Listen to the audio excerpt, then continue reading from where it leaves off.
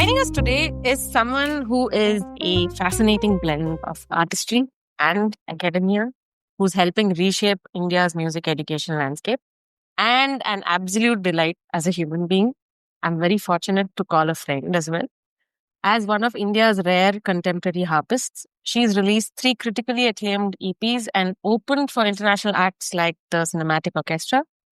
But equally impressive is her work as an educator. She founded Offset Education, created India's first music education podcast, and now serves as academic facilitator at Abbey Road Institute Mumbai, India's first campus of the legendary UK institution. From performing at festivals like Zero and Adelaide Fringe to mentoring the next generation of sound engineers and producers, she represents the exciting evolution of music education in contemporary India. Put us both in the same room, and the conversation would go on for hours, but trust me, it's a lot of fun. So, when I say I'm beyond excited, I'm not exaggerating.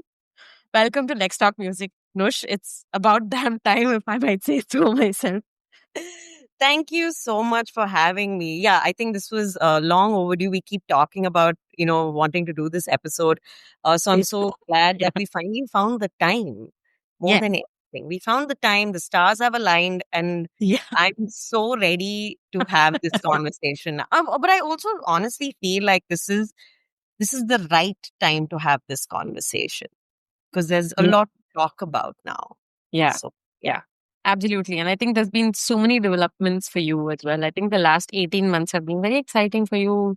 I've also witnessed a few of it. So I think I'm not going to beat around the bush too much. And I think I'm just go right into how your career has evolved, right? Like, I think I honestly, I don't think I know any other harpist personally.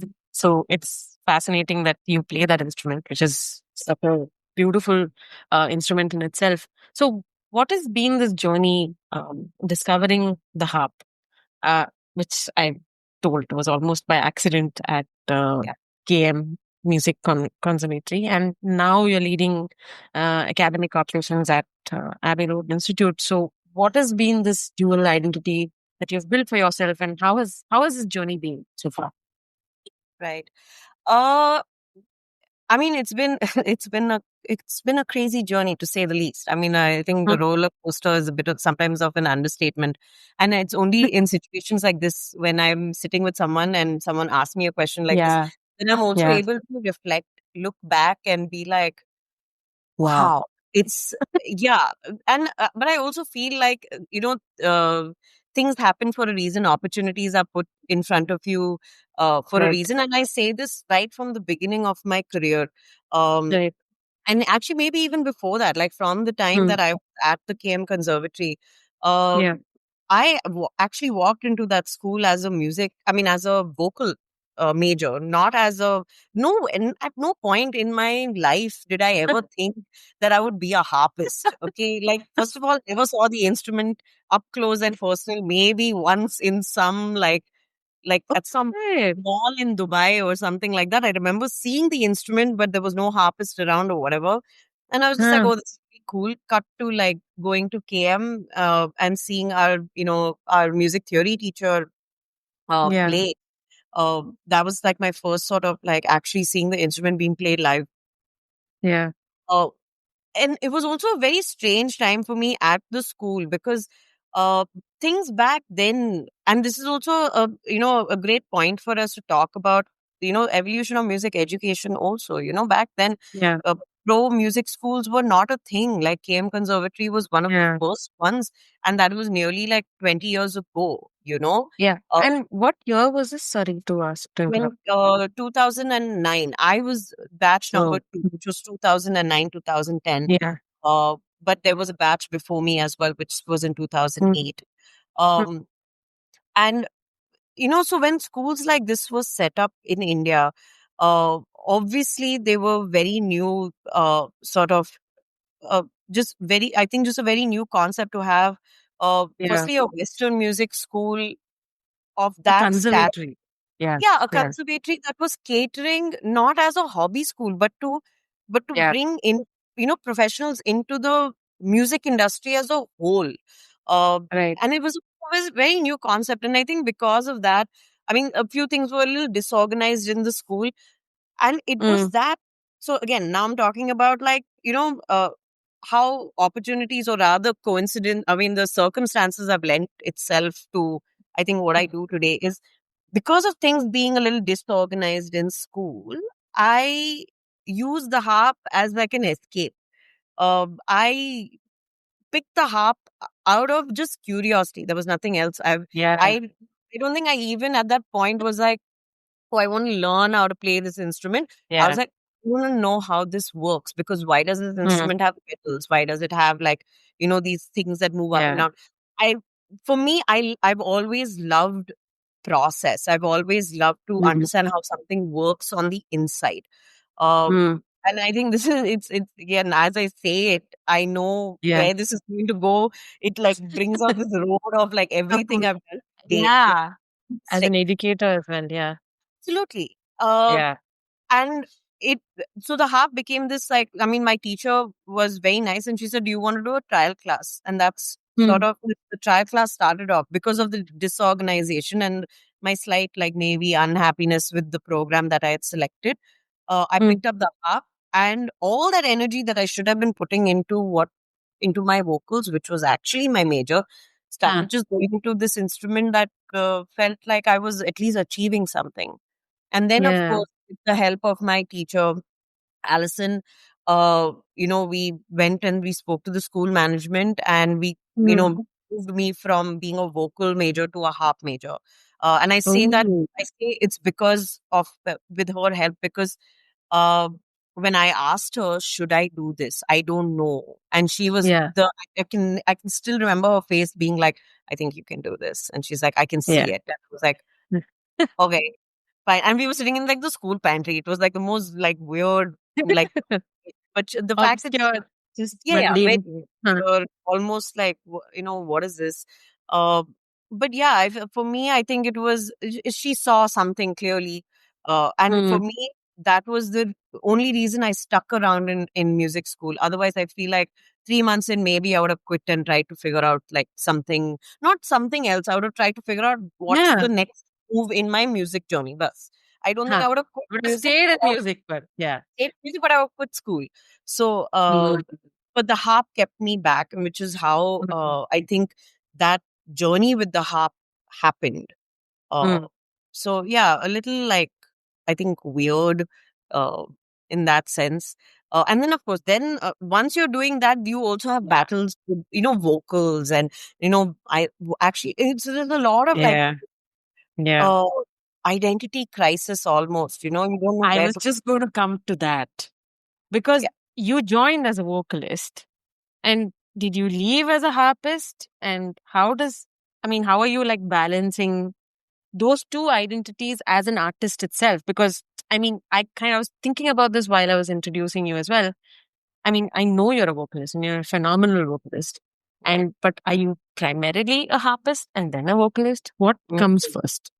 Oh man, Sandhya, that's like you've asked like the craziest, The like but the existential most, question. yeah, fully. But also at the same time, this is a question, firstly, nobody has ever asked.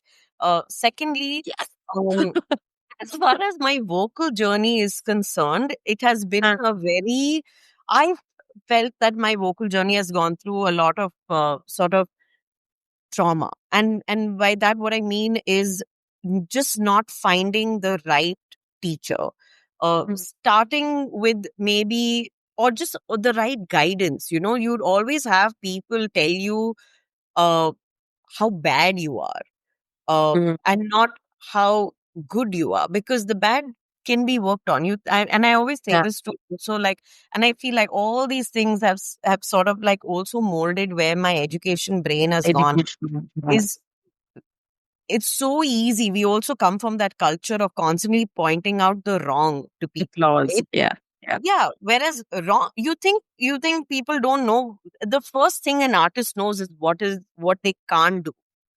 Correct. You know, Mm. and we are Oh rarely my God. told Yeah. to focus on what we can do. It Right. also goes into this space of, we come from a culture and an education system that never sets people up for success. You're Right. always, like if you look at our testing systems and things like that, it's always to Mm. find what you can't do and like what you're doing wrong. And Mm. but when you actually zoom out, the what you're doing wrong can always be fixed in transition somewhere. uh, Right.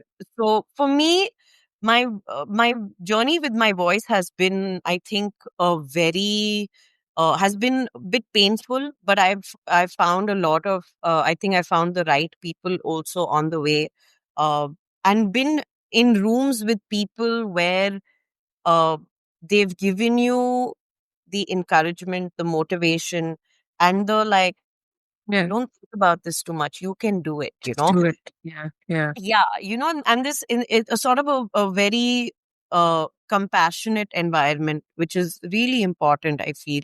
I And know. I also feel like because vocalists, just in general, uh, have high expectations attached to them. Mm.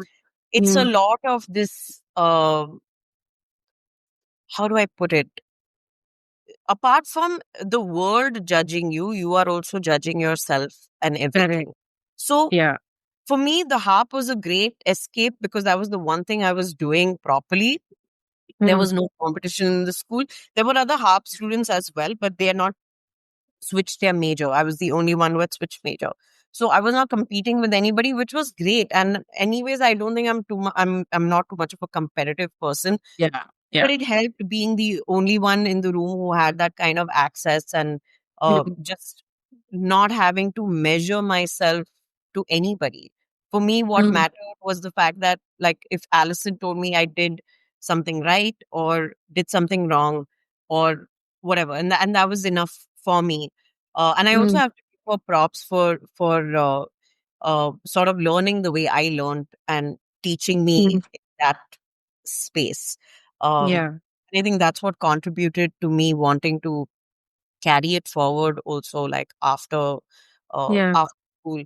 Um, but yeah, I feel like my relationship with my voice has become a lot better Mm. only maybe since 2019. It's been a long journey of like, Yeah. uh, It's you like know, 10 years and of like not looking at it as a vocalist and then acknowledging yourself as a vocalist, like, yeah. And I'm so yeah. glad Yeah. that, we never had Instagram back then. I Yeah. genuinely, like, I was thinking about this. Yeah, I was Seriously. Yeah. thinking about this yesterday because I was in Yeah. conversation yesterday with two incredible vocalists. One who is Vasundhara V, who has been someone that I have been in workshop spaces with Yeah. because I've curated those workshops. But um, uh, Vasundhara V is someone who uh, I saw approach vocalists with that compassion that I talk about. Mm. She Mm. teaches with a great deal of compassion. And it's also because she's also been through like a time and a half with her voice and her relationship with it. So Yeah. it's beautiful to see how she has taken those teachings and everything Mm. and has put it into her practice as a vocal coach and rehabilitator, and how she has also, helped a bunch of us. Like I said, I've never extensively studied with Vasundhara. I've never had the sort of Mm. the opportunity to, but I have been at, like, I think 3 or 4 workshops with her that she has done through Offset, in fact. Yeah. And it's in those spaces that I had to unlearn a lot of things, not in terms of maybe too much of unlearning of technique or whatever, but Mm. just like mentally how to think of your voice, or how much of actually mental power we have over our voice. So it's been this like long and winding sort of road Mm. with my voice. Today, I think, far more confident in it. Yeah. Uh, I know sort of what to tell myself before I'm either doing a session or whether I'm doing a, performance or whatever. Um, so yeah, for me back then when I decided to take the harp, vocals took a back seat. But then I moved to Bombay and started writing my own music and decided I wanted to sing also, and Mm. it still wasn't there. Uh, Yeah. so Mm. also the music that I wrote back then, like my first EP was actually a harp centric EP. Mm. Everything was written around what I was Around composing on the harp. on the So harp. Correct. I compose on the harp, and then the vocal line would be sort of laid on top of it. It was not sort of It was a the harp for EP. yeah, harp first, absolutely. Cut Yeah. to like second EP was definitely different. I think that's where Mhm. so again, you grow up a little bit, you learn a little more about Yeah. yourself. You Evolving as an artist also. you know, Yeah. and therapy Yeah. really helps. Yeah. Again, going back to that thing of like self compassion and like self talk, and Mm. choosing what kind of feedback you take as an artist. Because that's the Mm. thing, right? As artists, everybody feels they have the right to pass judgment. Mm. Being judgmental about something is one thing, that's up to you. But to pass judgment on, like, Yeah. to openly say, Yeah. I Yeah. think you didn't do this well. And in this very, yeah, and in this very Yeah. sort of like negative space. That's not constructive feedback, right? It's just this is bad. And Yeah. what beyond that? How do Yeah. I make it better is not something that they have I'm bringing a any solution to the opinion table. on. Like, you're Yeah. telling me I'm doing this wrong. You're telling me it's not sounding right. Fair enough. But can you tell me, do you have something that can help me Yeah. do this? You know? Yeah. So I feel like that's been like a lot. Cut to my last EP. Mm. And it's interesting because my first EP and my last EP was produced by the Mm. same producer, which is Ayande. And Oh, and I remember when I sat with him to do the last EP, yeah. um, he we both decided. Both decided, but I think I also came in with that like frame of mind of like the harp is Mm. not at the center of this EP. It's Mm. everything will be built around the voice, and Mm. he also came in with that approach, and I feel like it just changed things for me Yeah. artistically. It changed things, color wise on that EP. And you can Mm. hear the difference of, like, at Yeah. least for me personally, I can hear that difference in the storytelling, in the tonality, in everything, in the execution of Yes. it. And I feel Yeah. like that's the thing, right? Like, being one of the few harpists in the country, everybody knows you only as the harpist. Yeah. You're Correct. it's like Right. she's a harpist, but there is more to Yeah. Nush than just the harpist. And it's I great. know. I'm wearing it on my sleeve. I'm not saying no. I had an Yeah. issue with it also. This like Yeah. only being known as the harpist. And I remember there came a time where I didn't want to be known as just the harpist. I was like, but I'm Purpose. also a singer. I was always a singer. Since I was a Yeah. child, I sang, you know. Yeah. It also went through this phase of not playing the harp for a bit, like was like full cutty, like didn't want to talk and all. Yeah, yeah. I was like, whatever, okay. And now I'm in this space of like slowly, I think not making peace with that, but like mending that Yeah. that relationship, That because relationship. Yeah. because you've got to realize that it's because of the harp that people I'm just going to say that. yes, Yeah. because of the harp that people got to know me in the industry, and that really took over. It bothered me Yeah. from an identity standpoint because I was like, I'm more than just this harpist. Uh, Yeah. Now I've Yeah. come to a place where I love being known as whatever. I'm just like You're a musician. musician. Yeah, Yeah. exactly, exactly. Yeah. And Ayande, in fact, was one of the few people who, even back then, used to keep saying that. He was like, "You're a songwriter first. You're a musician first." He's Yeah. like, "Stop getting like swallowed in by this." But of course, those realizations come only later Yeah. because you're Yeah. so in your head about it. So Because, I mean, if you look at it, whether as a vocalist or as a harpist, these are both instruments, right? One yeah, is something that you're built with, and the other one is something, an external one. But yes, who you are as a musician, the music comes from inside. yeah. Wow. Huh? They are very cute. Oh, oh, beautiful, just too good. But anyway, I mean, I think so. Safe to say you've seen the industry evolve in the last, uh, how many years now? 16 years. 15, yeah, 15 years. Yeah. So, yeah, and I'm sure you've seen it grow from, like, go through stages in these 15 years, right? And I think you would have probably seen it the pre-digital distribution era as well. You would have started off around then and to what it is today. And I think there's so many things that have kind of come and gone. yeah. And what are those significant changes that you've witnessed, especially as an independent artist Mm. and also as an educator? you would have seen. I think there are two like lines of thought here, as an educator and as a musician. Could Right. you just walk us through that? As a musician, I think back then we were in a slightly better space in the sense that Mm. we were still selling our music, which means we were making Mm. money out of our music. Mm. Simple fact, in fact, next month is going to be 10 years since I launched my first EP, Fused. Mm. In 2015, I Mm. released that EP through OK Listen, which was a company that Mm. was founded by Yeah. Vijay Kasroor, who is very, I mean, everyone knows Vijay Yeah. Kasroor Everywhere. Yeah. Yeah. in There is the episode with him also. exactly. Yeah. Vijay had set up OK Listen, where we were able to upload our music. Back then, there were no DSPs streaming like platforms. Spotify. Yeah, Yeah. exactly, right?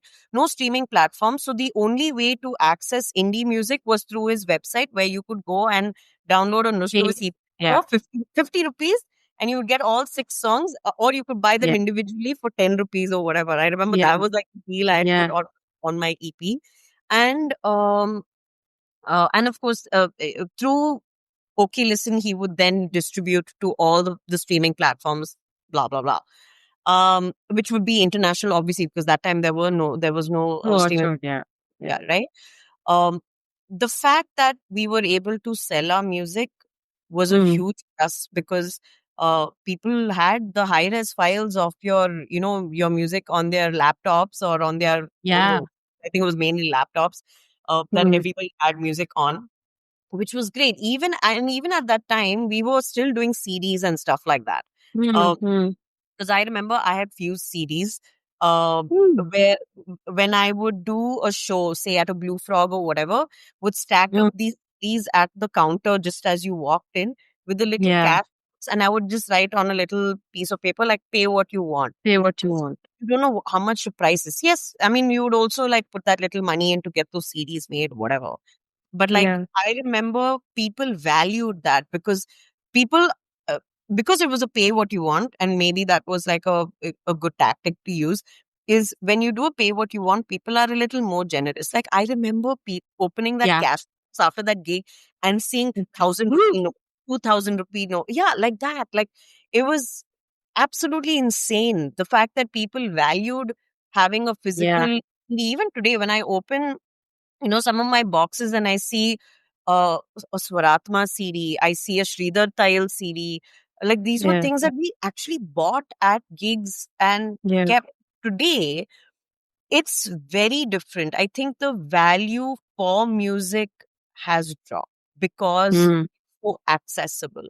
Then there's Mm. nothing wrong with accessibility. I love the thought that in a tier, I mean in say rural India, I'm not even going to say tier 2, but like I Mm. love the thought that in rural India somebody can go on their phone, whether it's Yeah. on like a YouTube YouTube. music or whatever, and look Yeah. for a Nush Lewis, and you can listen to my music over there. I love that thought. But the Mm. returns of it and the Mm. revenue from that for the Mm. artist is nothing. So then the question is, who is valuing this music? Who's making that money? Mm. So I feel like I don't want to be one of those people who says, oh, back in the day we had it better. But I feel like back in the day we at least sold it. Yeah. And having said that, it's not impossible to do that even today. And we've had this, I Yeah. think I with this Yeah. Yeah. with Forgotten Verses, which was Yeah. in 23. That's exactly what I did. A week Yeah. before it went out on all the distribution platforms, I sold the EP on Bandcamp, which was meant Bandcamp. for Yeah. an international audience because Bandcamp is credit card led, which in India Yeah. we still don't have. Everybody's not credit card culture. It's more of like, Comfortable. Yeah. yeah, it's your UPI and like all of that. That makes a lot more sense.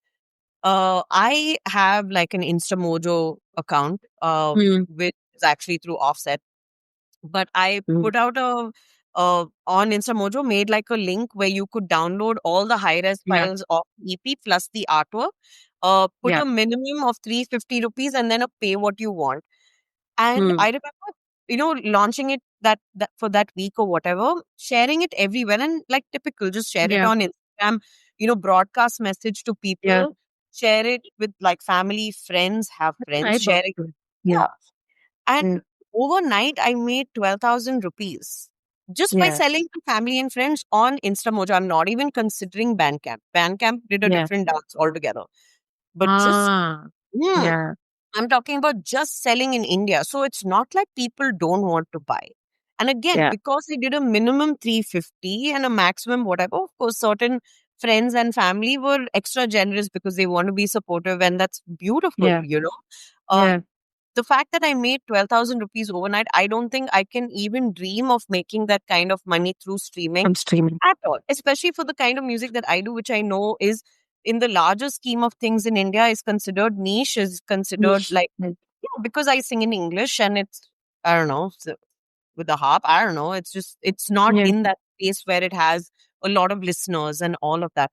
So streaming can never give you 12,000 bucks overnight, which will go directly into your account. Mm. And with Correct. that money, I was able to pay the artist who did the artwork, all of that. Mm. I mean, Yeah. going back to that old this thing of like how you get immediate returns, that money can be reinvested or in whatever, Correct. Correct. into your artwork. So Yeah. I feel like, and I truly feel like today we need to bring back the selling Mm. culture, because Mm.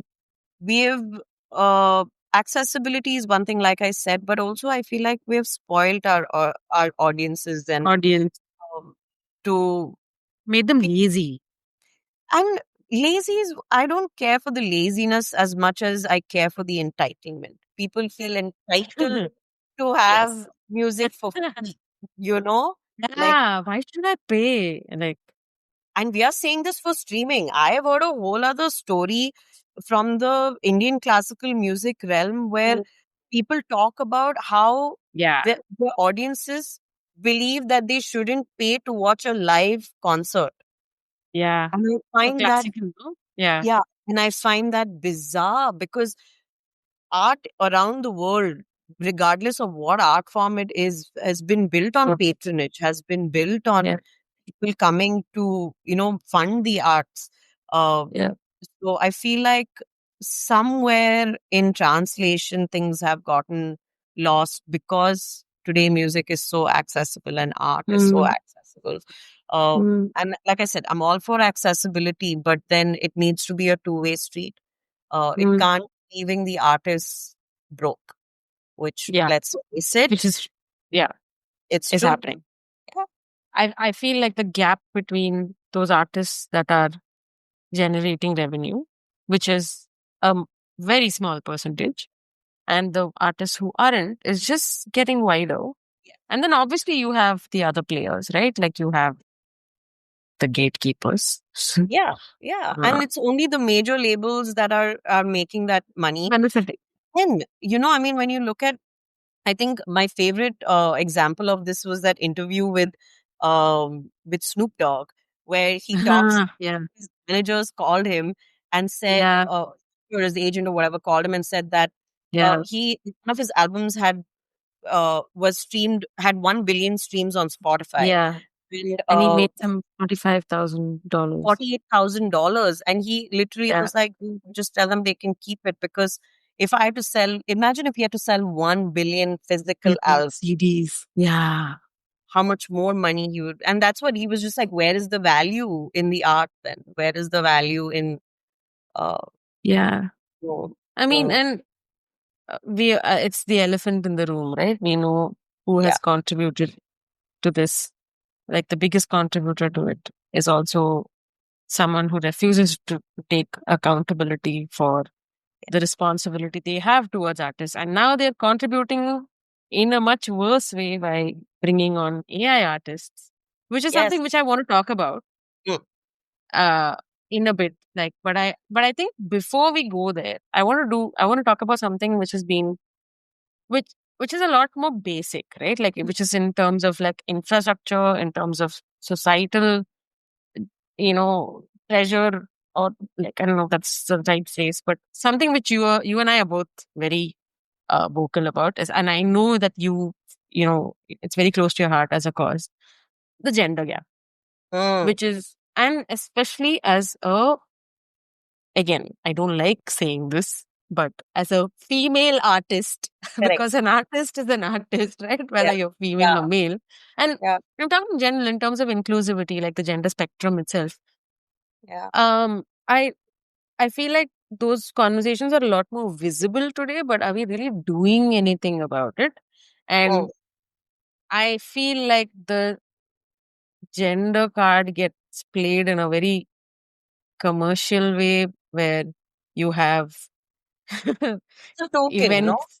Yeah, It's a yeah, tokenism. Yeah. token. So, um, in the context of what we're talking about, like how the industry has changed, Yeah. what has changed on that front, and how do we actually like enable the change in the right direction, right? Because there are people who are enabling it for tokenism, because it gets the clicks. It's very clickbaity. Like you have girl bands Mm. and boy bands, and the whole.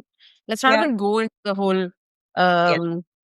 um, yeah, the sexification of Yes. people so that they get more clicks and streams. So yeah, why don't you tell us a I little mean, bit more? honestly, I feel 5 years ago, Mm, or this was, yeah, five or maybe 4 years ago, like post COVID ish time, mm, we were in a slightly better place, mm, where we were being a lot more conscious. So at least the people in decision making positions were being a lot more conscious, yeah. um, about the gender gap, whether that is with regard to hiring in their music business spaces, whether that is with regard to programming at a festival or whatever. Mm, Things were definitely better. If you ask me about today, and it's a mm, shame because I feel like we're in 2025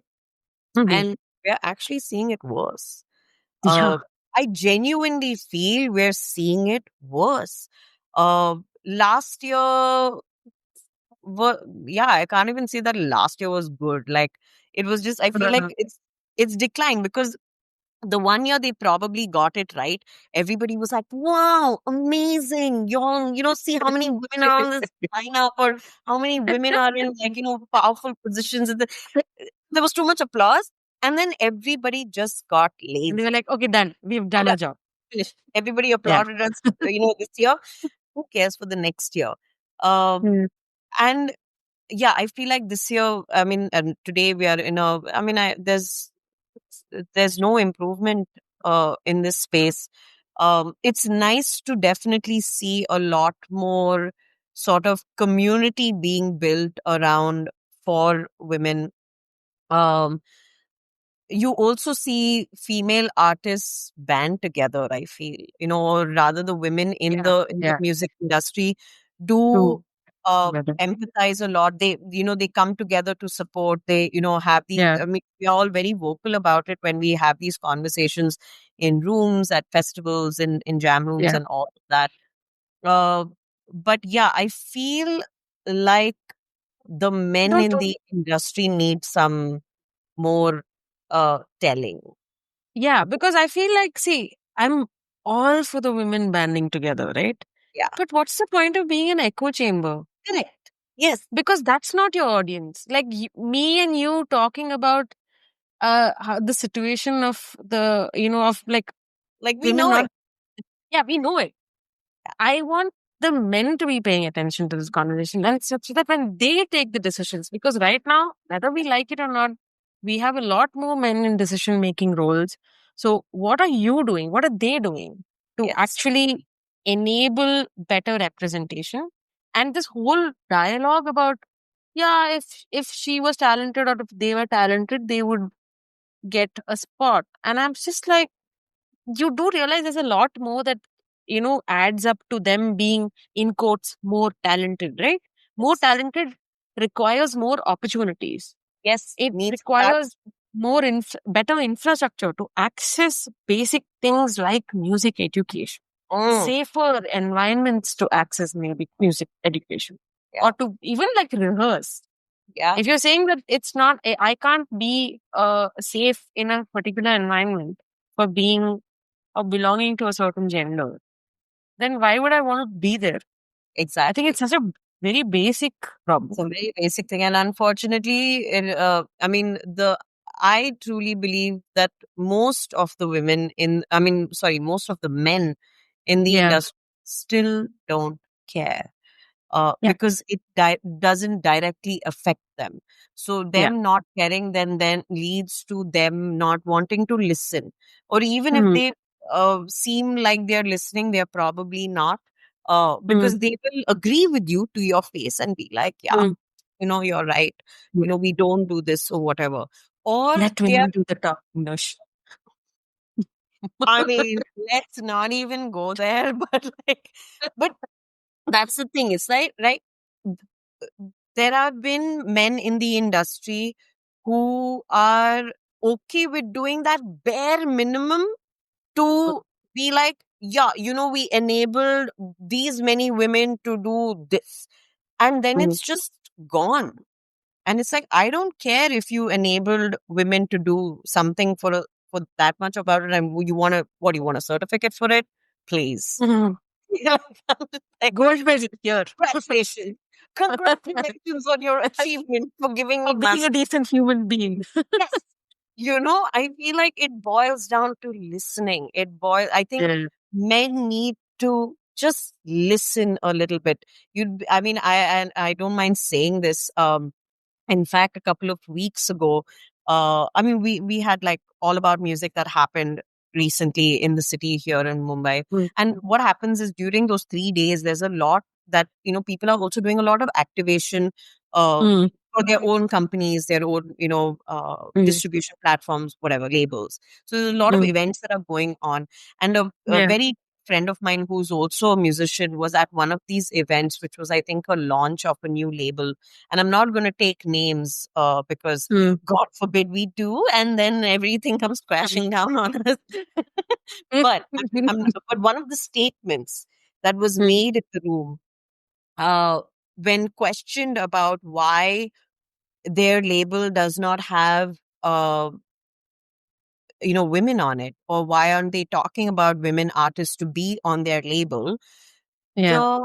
the response to that was that Oh. men, there are certain male artists who write better about a woman's perspective than a woman herself. And again, I was Wow. Standing ovation, yeah, dude. this. I wasn't Clap. someone who was in that room, but a friend of mine was there, and I met her, at this other mixer right after. So she went for this event, and then she came in, and the moment she came in, I was like, "Hey, so like, how did this little like launch party go?" And she was furious, and she said, "Can you believe that this person said there's this person who's in power, who is, You at a need to big tell me this name later. 100%. You think I'm not going to?"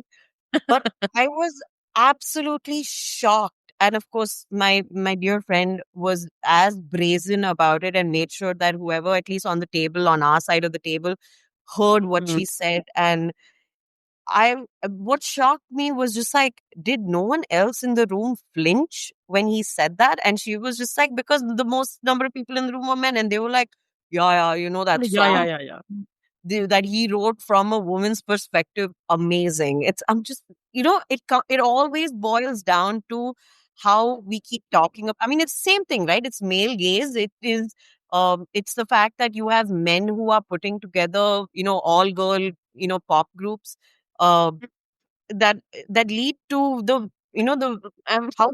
choking a little bit. By all means, like, exactly what I'm talking about. And there's no Yeah. disrespect to the female artists, because I think they are bloody talented. He's They are doing what they're really doing. talented. Yeah. But it's we haven't moved on from anywhere. Then Mm. progress have we made in the Yeah. industry if in 2025 we are still looking at a festival lineup that has only two women. Mm. I was shocked when I saw it. Firstly, but that Mm. poster for me looked like a locker room. I was like, I can just smell it. Uh, It was just, and it really, really, it really shocks me that like Yeah. no one saw it. Like, are you telling me no one has seen this? And then when people say, why don't we have, who is the female equivalent of a Pratik Kuhad? Are you would have had a female equivalent of a Pratik Kuhad if you gave someone that space and that Yes. support and that Yeah. monetary backing. Of course, Yeah. I mean, it was the same question. Like, I saw this on a Instagram post because there was a reel that was talking about the success of Hanuman Kind from where Mm. he has started to where he is today and how he has had that trajectory and all Mm. of that. And it boiled down for me, at least. I was like, as much as I'm a huge Hanuman Kind fan, I think it's brilliant to see authentic, I mean, such Yeah. raw talent being showcased and done beautifully, and actually being that crossover artist for the industry is Yeah. fantastic. The real crossover artist. Yeah. Yeah, I truly believe so. But we all know that none of those things can be achieved without the kind of support, without label backing, without, monetary investment, all of Mm. that. Like, you can't think of doing a music video like that on a budget. You know what I'm saying? Yeah. Yeah. It's as simple as that. So, where has a label, or even just, yeah, I think a label backed a female artist like that and given a female Yeah. artist that space for that kind of expression unapologetically? Uh, Exactly. Like, I mean, I look at artists like Marianne and yes, Frizzell, and these, I mean, they're unbelievably talented. yeah, And what is preventing a label from saying, okay, let me invest in these artists? yes, Maybe there are conversations going on. I don't know. Or like I yes, know for a fact that maybe even Rebel for that matter, absolutely. unbelievably talented, right? Yeah, And these are all, they are not pretending to be something. They're not no, trying too hard to fit in. They are just naturally so talented. yeah, And I'm not saying that they're better or worse than any yes, other male artist. They're just really, they're as talented and yeah, doing phenomenally well. And so when people say that, oh, women aren't as talented, I'm just like, look at what these yes, artists have achieved yeah. without the hue and cry that But you have Sandhya surrounding. wants to look. I feel Hmm. there's a big part of the industry and the powers that be that don't want to look, because they also know that if they do step behind some of these artists, they probably can't call the shots. I mean, in the Hmm. sense, Ah. Hmm. I don't know how many of these women, knowing the kind of artists that they are, like you very rightly Yeah. mentioned, a Marianne, a Frizzell, a Ranj, even Ranj and Clifford, Yeah. like, Orange. Yes. I, Yeah.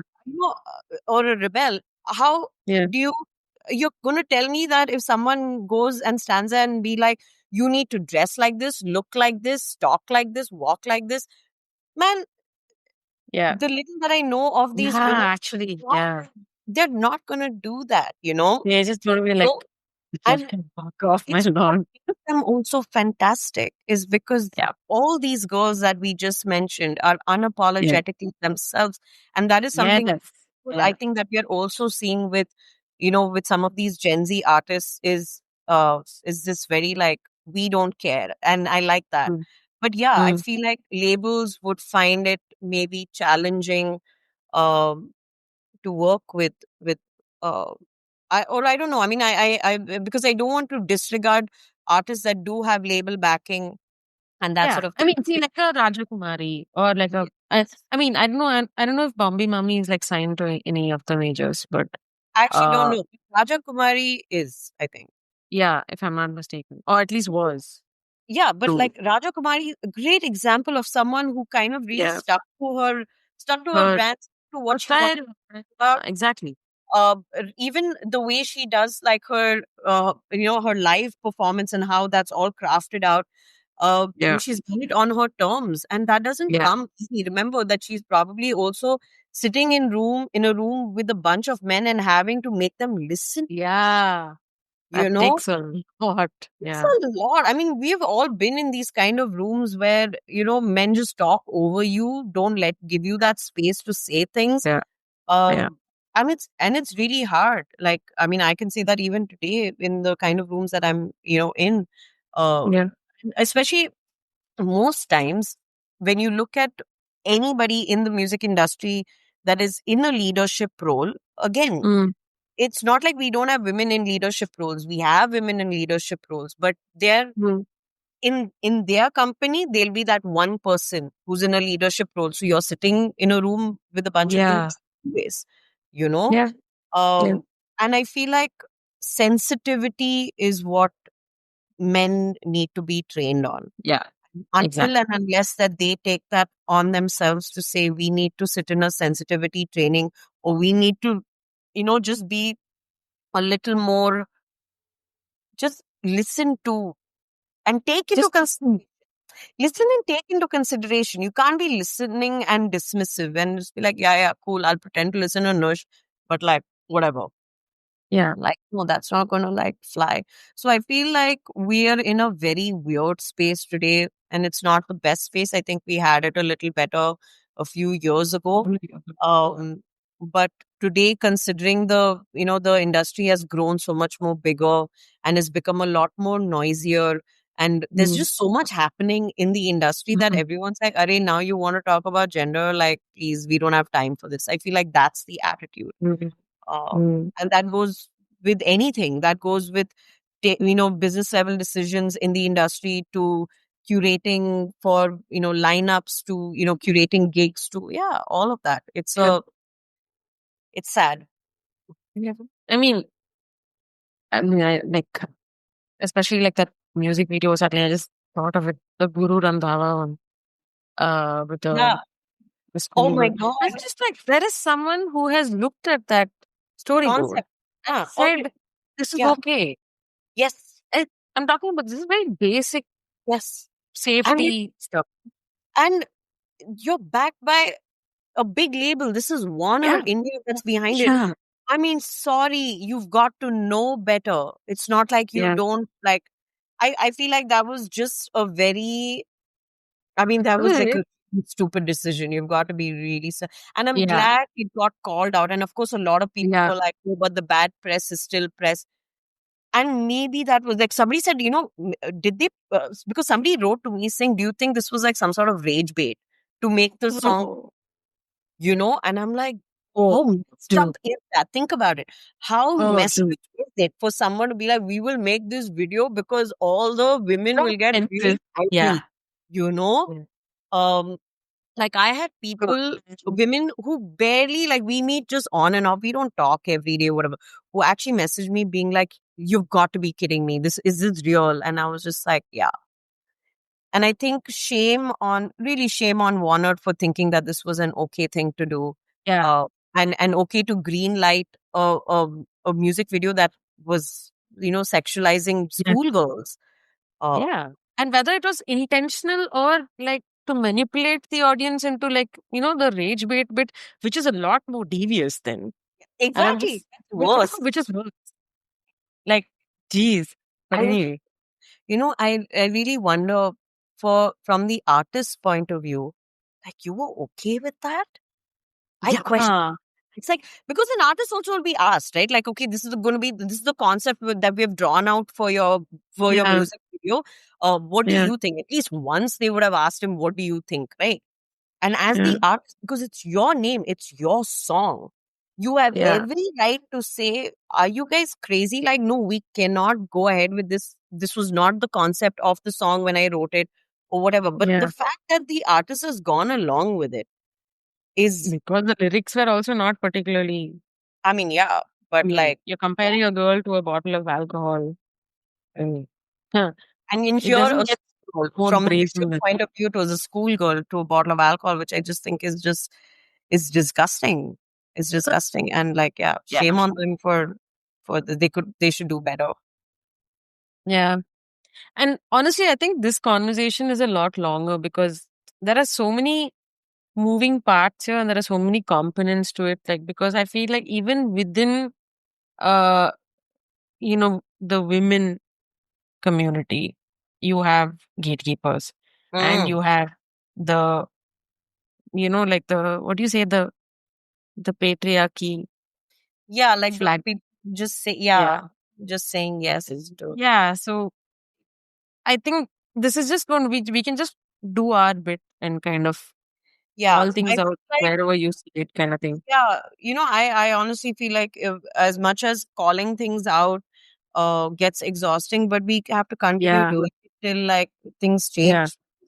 Yeah. I mean, I think it's like the cornerstone of like how any sort of movement has happened is because people time and time and again will call it out, will talk about it, will advocate for it. And I feel like we as women professionals in the industry have to Yeah. continue doing it if we want to see change. Yeah. Yeah. It's as simple as that. So that actually brings me now to the beginning of offset, right? Hmm. Because that's a big jump. Hmm. Like for you to move, and not move really, but to simultaneously set up something on the education side on your own when you're already an artist. Uh, there was some intent behind it. Like you were trying to bridge some gap. Yeah. So what is that? How did that happen? How did offset happen? And uh, what I think you've built a fairly large community of music educators as well. Because I remember us talking about this when we did that workshop last, and you were just like, I can't believe that there are so many people who are part of this offset community, and Yeah. the fact that you have a music education podcast. So tell us a little about your journey with offset. So with offset actually started with a bitching session. Okay, it started with, sitting with a friend of mine who was in the industry as well, and we were I think had attended some workshop that was happening in the city, Mm, and I remember meeting him after that and just being really like, why don't people put some thought into a workshop? Like if you've called, if you're doing a guitar workshop, don't just call it a guitar workshop. It's like, what in this like, what are you doing in this guitar workshop? yeah, There was nothing, right? So I was sitting at the back of this workshop only to find, an audience has obviously come in because the name that has been yeah, invited is a big name. So people want to it's see a this big person. name.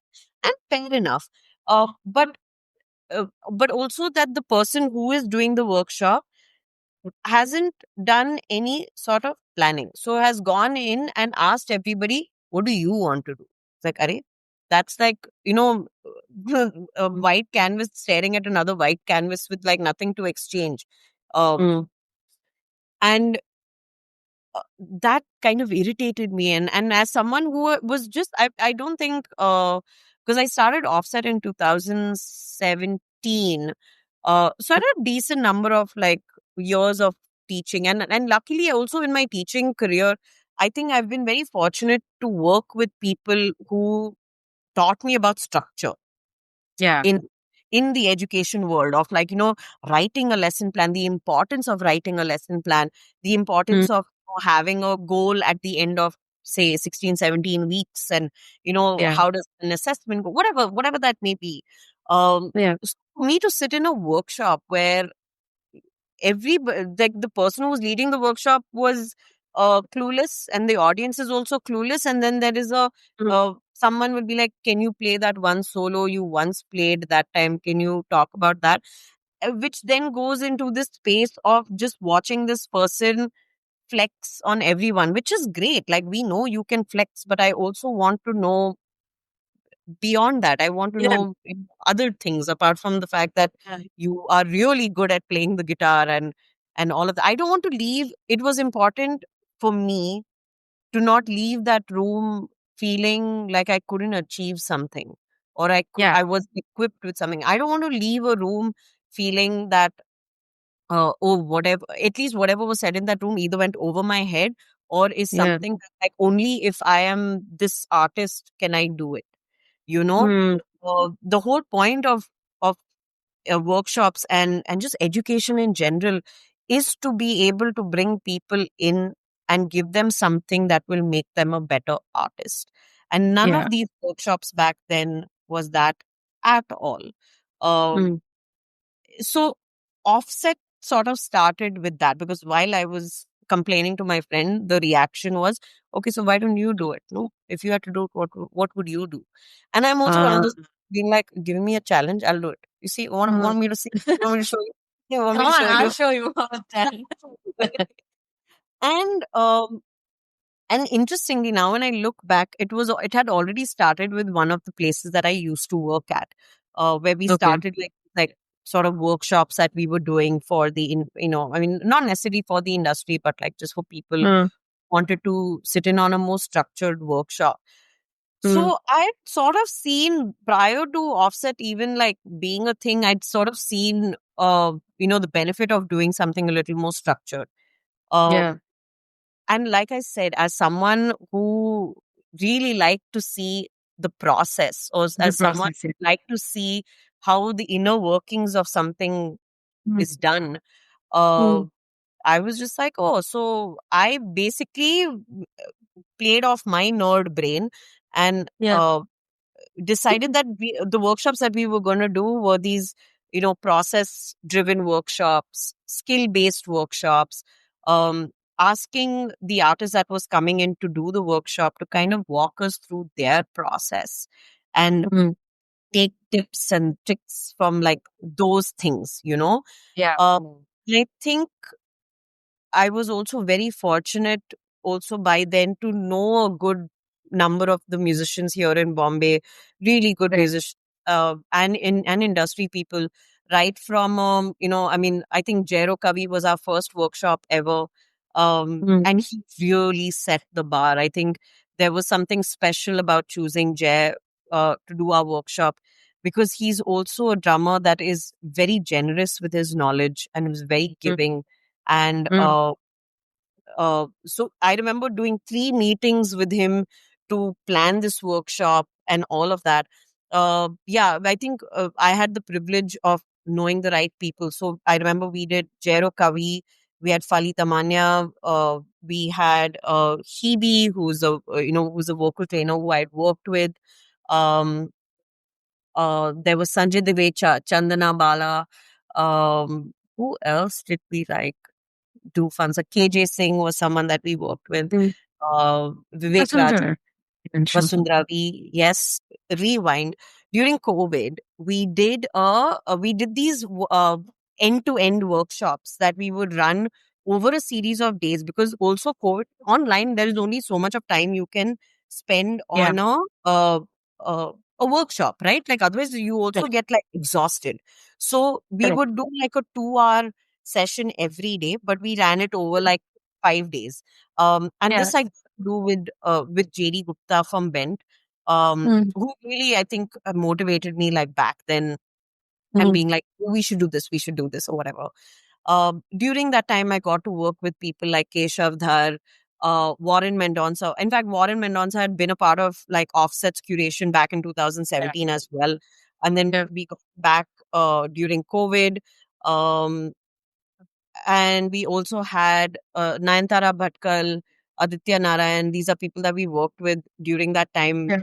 Charu Hariharan, Mm. Chandana Bada also came during that time. Vasundhara V was also a part of our workshop. And it really sort of, uh, we really made sure that we stuck to the crux of it being process driven, and, you know, not a space where all of these people that I just mentioned already are known for their artistry and their skill. They don't need Right. to prove anything to anybody, you know? Yeah.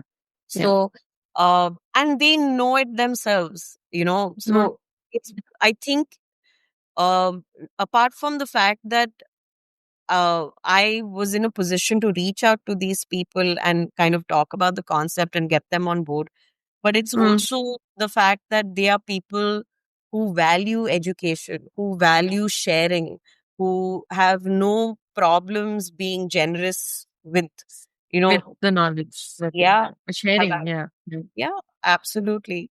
And Yeah. that is something which is why whenever it comes down to curating anything, I always like, and I've heard this from people who have also been like, yeah, if you're curating something with, like, Nush is very particular about who she brings on board, which is true. Because for me, It's I great. don't, You're not just picking just some random person, right? yeah, it So there can't is a be, value add. There is yeah, that's yeah, and that's the whole point of, I'm saying, education, right? What is it that you're walking away with? yeah, yeah. Uh We cut to, like, today with the music educators community, which was yeah, inspired actually by the podcast. The yeah. podcast started in a very weird way during COVID. It was initially just going to be these small interviews that I put up on YouTube, where I would do Mm, in, like, sort of a just a small interview with educators who, most of them were my friends who mm, I saw were just doing things differently during COVID. COVID. So it started there. Cut to, Mm, like, I did, I think, about 7 episodes in that mm, first year.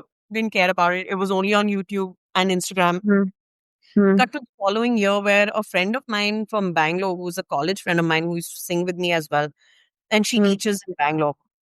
She mm, messaged me and she said, "Hey, you know that those that interview series that you had started or whatever? mm, Like, I should mm. do more of those because I found it very helpful." And I'm one of those people, I need one person to be like, I liked it. And then I'd be like, we Good. should do more, you know? Um, Yeah, at that same time, I it's a was, good thing. it's a good thing. Yeah. I was trying to figure out how I wanted to do this and all of that. And luckily, around that time, um, my friend and ex-colleague, Chanel Rodriguez, she reached Uh, out. She's a, piano teacher herself. mm, And she said, I want to do something more than just teach piano, mm, and I mm, see what Offset is doing. And in mm. fact, she was one of the people who I interviewed during COVID. Okay. And uh, I was just like, I need someone to bounce ideas off of, someone who I can, like, vamp with when we're thinking Yeah, of, like, of ideas. And otherwise it was just me conceptualizing everything for the podcast. And yeah. she was wonderful, and she said, I want to do this with you. Let's, like join forces or whatever.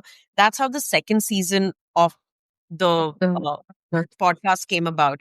During that time of working on the podcast, that's when also a lot of the reality of the education industry sort of became a lot more, I think, I wouldn't say that we didn't know about it, but just became a lot more visible for us, yeah, and the yeah, bottom line at the end of, I remember, by the time we were on our fifth or sixth episode, Chanel and I were already talking about it. The bottom line was there was no community for teachers, yeah, yeah, space for educators to come together and have a conversation. Because at the end of every episode that we recorded, and the moment we would stop recording, the reaction was, "Oh my God, it was so great to have this conversation," because I feel like no one else gets it. It's only, you know, it's like only teachers can understand what other teachers go through, or, arts educators will understand what other arts educators go through.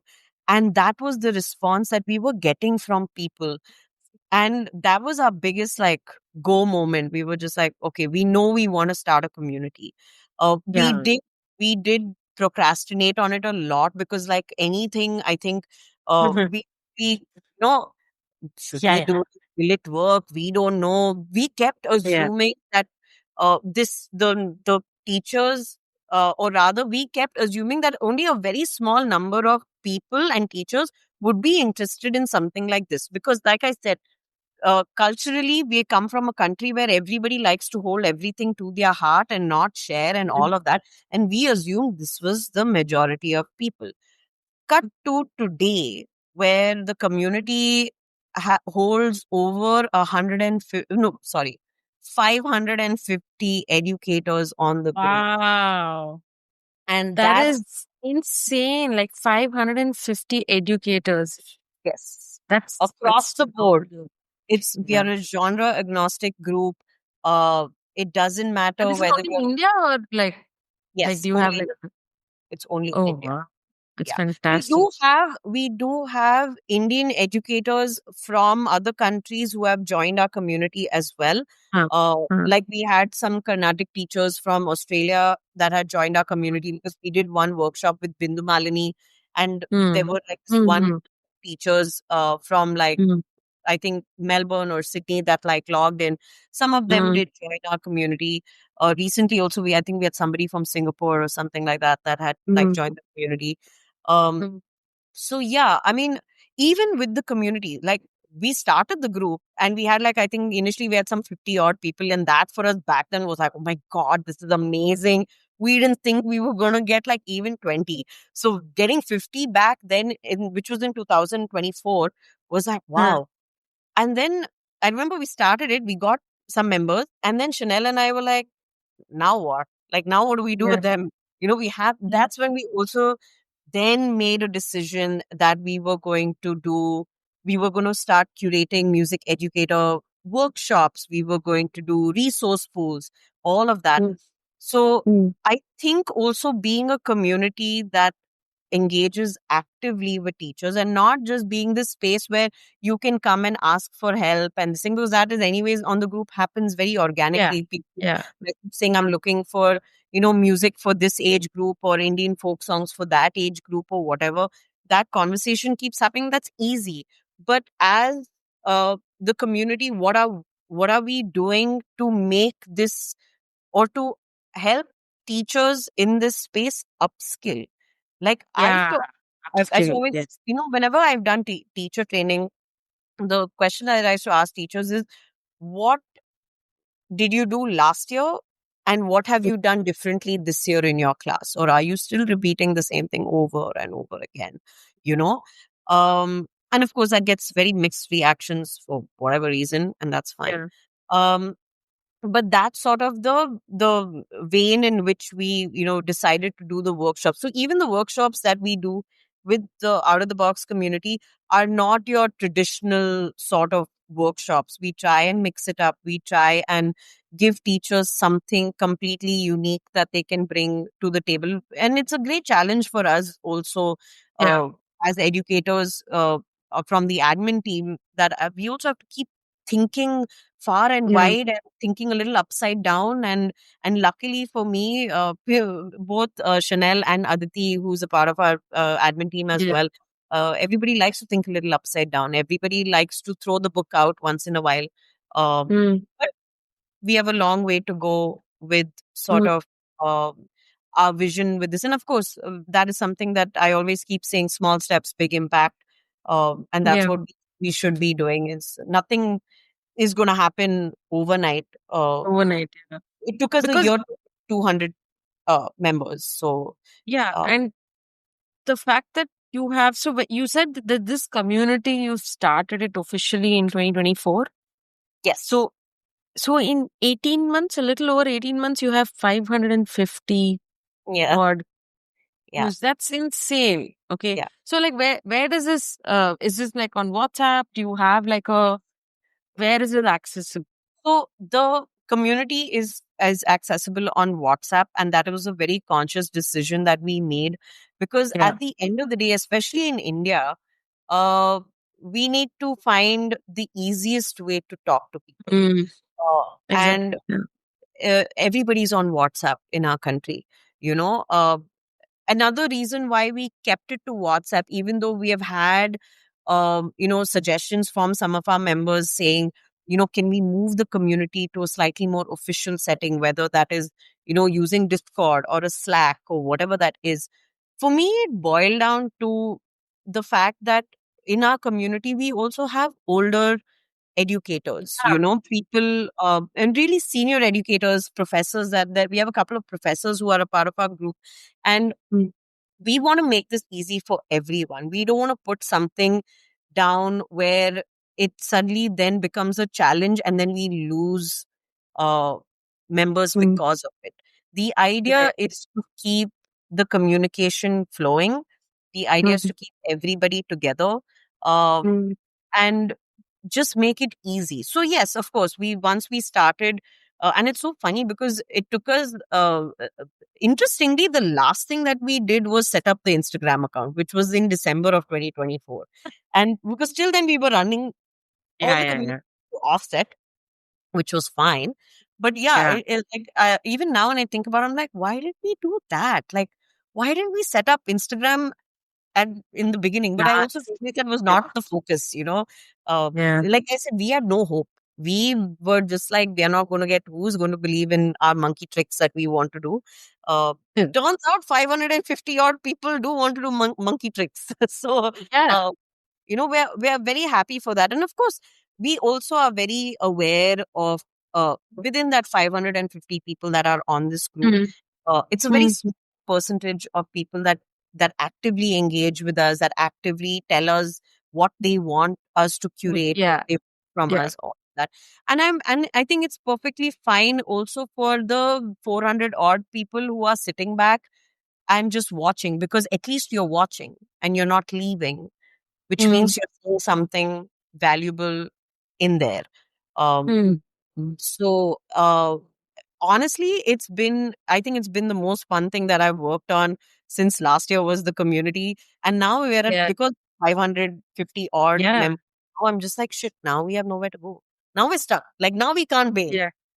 Yeah. So Now you can't be. What do now, you do with this huge congregation of music educators just sitting over there going, okay, now yeah, what? yeah, But exactly. you know what? I feel like this is a large enough resource pool for you to actually have impactful conversations around the philosophy behind their mode of teaching, right? Mm, mm, And I think, and like you mentioned, you do have teachers who are training in the Indian classical forms as well. So, how are you balancing those conversations? Because you do have the Western uh, yeah. music educators and you do have the classical Indian music educators. Is there any meeting ground over there? How do you, as the coordinator, you as the person sitting on top of this uh, data pool or resource pool of music educators, uh, what do you think you can do to kind of get them to align on that philosophy? Do you have a philosophy which you can like work Mean, I think towards? for me, the core of it stems from being genre agnostic, is that we are just talking about music in general. And the thing Mm, with music teaching is, regardless of what genre you're teaching, mm, it all boils down to the same thing. Yes, the yeah, style is different. Yes, certain forms are different, and maybe the vocabulary is different. Of course, the vocabulary is right. different. Yeah, But yeah. delivery of material in a Mm, classroom setting or in an education setting is common across the board, or can be right. handled commonly across the board. So we Yeah. always start a lot of our discussions on the group or whatever, sort of keeping things very neutral. Then Mm, as and when, like, as say a discussion has begun or whatever, um regardless of the genre, everybody has something to contribute. So mm, what our teachers' main challenges the is not translating the art form. It's more of things like classroom management, how to deal with parents, mm. payment systems. What are new Logistics. payment systems, Mm, invoicing that people are yeah. looking? Yeah. What are taxes for teachers looking at? What is Yeah. licensing, like the one that you did, Yeah. like Like the period. session Yeah. that you ran with us? I mean, licensing a curriculum is common across the board. So I think that because we go in with a very neutral ground, it also gives space for different kinds of teachers to sit in the same room and have that conversation. Mm, And to me, that's exciting. Because otherwise, that doesn't happen too much. Having said that, our group, yes, when we kind of at least see it in the little that we know about the statistics of our group, we do have a lot more Western music teachers than Indian music teachers. And we mm. also realize that that is probably because there is a bit of a language barrier with some, Ah, right. music teachers. And this was, in fact, Yeah. brought to this information was brought to us by somebody from our community who is an Indian music teacher, who said that there are uh, groups, that these WhatsApp groups of Indian music teachers that exist. But, Yeah. uh, I mean, he was like, I think they would probably not want to join or may find it weird, because for us, Mm, everybody talks English or whatever. I yeah. mean, Correct. again, it's not like a hard and fast rule. We have run Yeah. workshops where we have had people mid workshop switch into a different language because somebody asked something in in a native language of theirs or whatever. So I feel like that is something that, but we're very conscious about it. We are very aware that we don't have that many Indian music teachers as opposed to our Western music teachers. Mm. We are actively making decisions to grow that part of our community and that demographic of our community as well.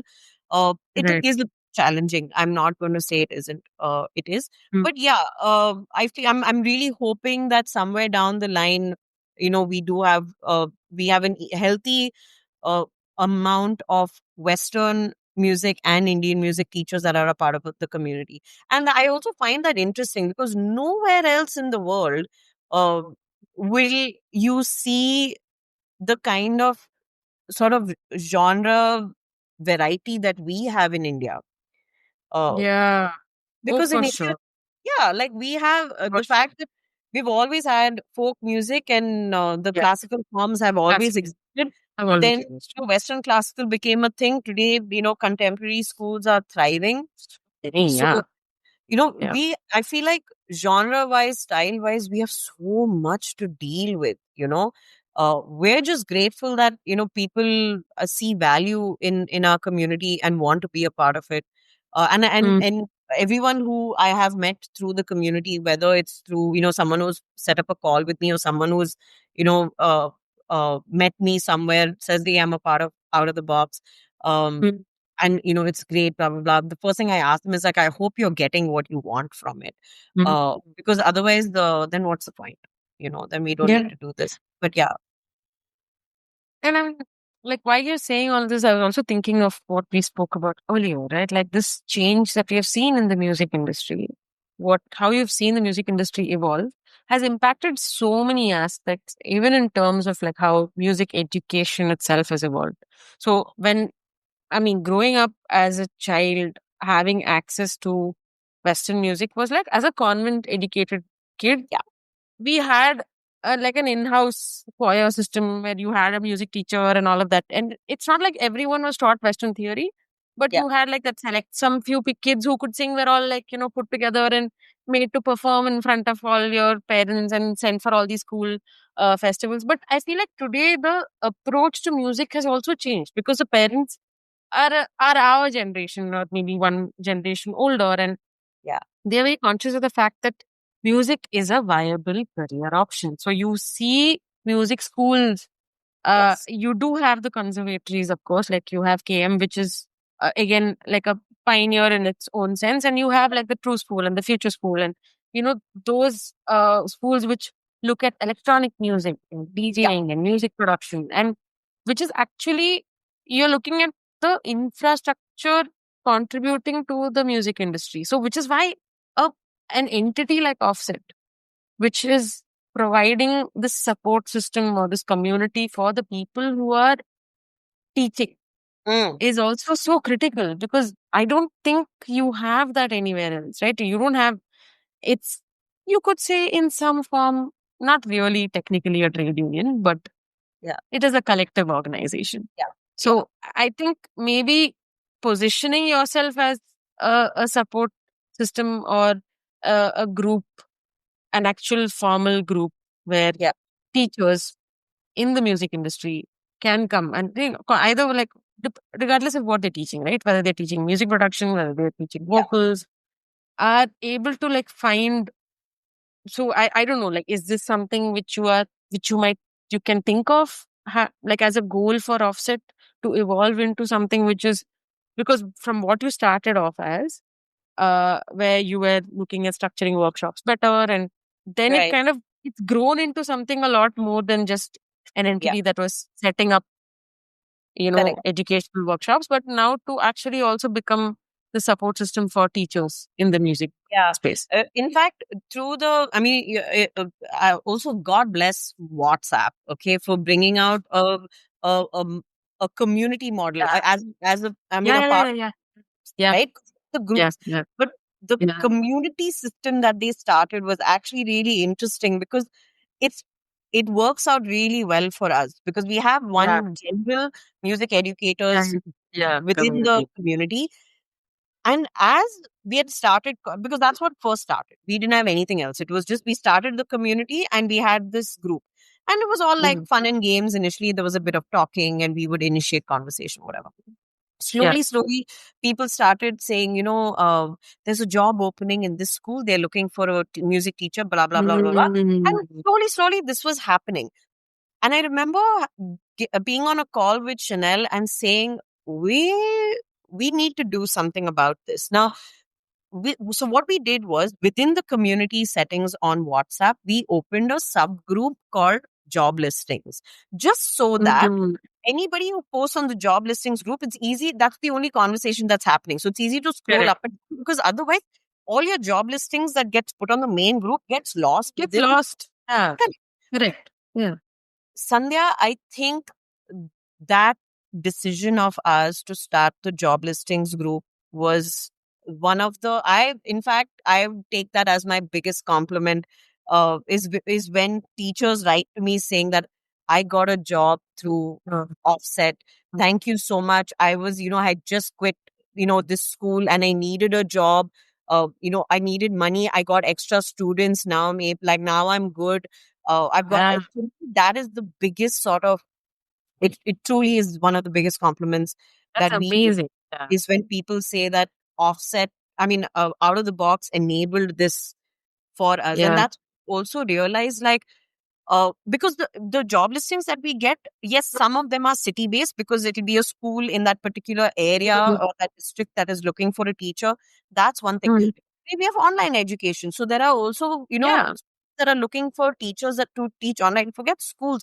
We get individual posts as well. Like somebody will post saying, I know this girl who's my neighbor. She's 12. She's looking.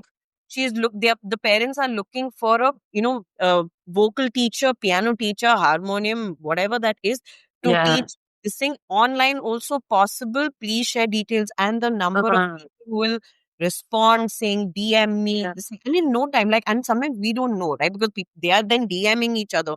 So what we know, we can't track that. But it's after that I will get a message, a few weeks later saying, hey, thanks to the, job listings page, I got a new student, or I got 3 new students, or I got a new job at a school.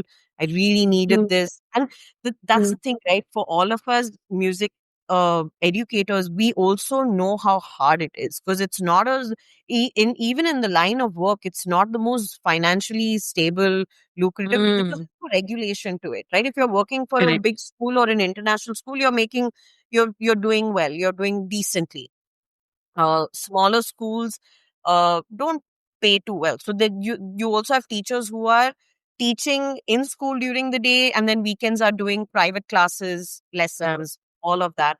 So it's great that, that has worked out really well. And I always say that for us, at least for Chanel and myself, that's our crowning review. Like, we will not stop keeping like the job listings page open, because that has really served the community, I think, fairly well. So and I think that's the whole point. I mean, I think even the fact that you have that community and the kind of, even though it might not have been intentional as such, like it's not like you had like, oh, I'm going to plan it out in this. I always say that this was our experiment. Organic. This was an experiment. We started it off as a let's see what happens. There was no way we thought it would be this. And yes, we learned with every workshop. And it's also this kind of like, I think another big focus of us in this community is to not make it a competitive space. This is a safe space for teachers to come in and share their ideas and all of that. And I think somehow it's beautiful that the community has also fallen in that space of like, this is not a competition. So it's very nice. So you do have like shared resources and things like that, is it? Like you do. We run resource sessions at a small fee of like 250 rupees or whatever, where we put together a panel, we pick a topic, and people share resources that have worked for them. We do workshops. We do online mixers for free, where, we get in, we, even for the online mixers, we sort of have like an overarching topic, and then like people just come in just to get to know each other, talk a little bit. Now the vision is, is to slowly bring this on ground. In fact, the first one we tested on ground was in Bangalore. which Nice. Oh really yeah, nice. yeah, yeah, yeah. Right. Yeah. Yeah, we I had remember done you telling like me. a Yeah. small mixer, which Yeah. really did well. But now I'm thinking more of like doing these sort of 1 day symposiums or conferences sort of thing where Yeah. we pick For one music venue. educators. Yeah, do like start the day with two workshops, followed by lunch, followed by like a panel or a fireside chat, followed by Yeah. tea and a mixer or whatever. Yeah. Yeah. Yeah. Because It's I really think this, I mean, the more I'm thinking about it, the more I'm just like, see, we are seeing, it's not like the music industry is not the same that it was maybe 20 years ago.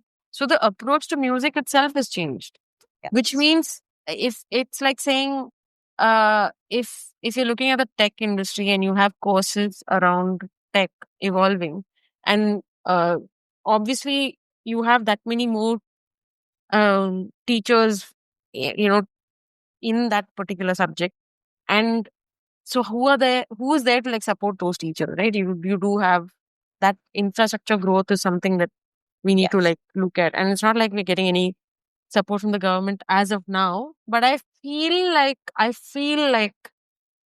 there are moves towards that as well, because of, and it comes from the most random place, right? From the fact that the live concert economy has boomed in India. So the Mm. trickle down effect is that, oh, performance brings in a certain amount of revenue. Yeah.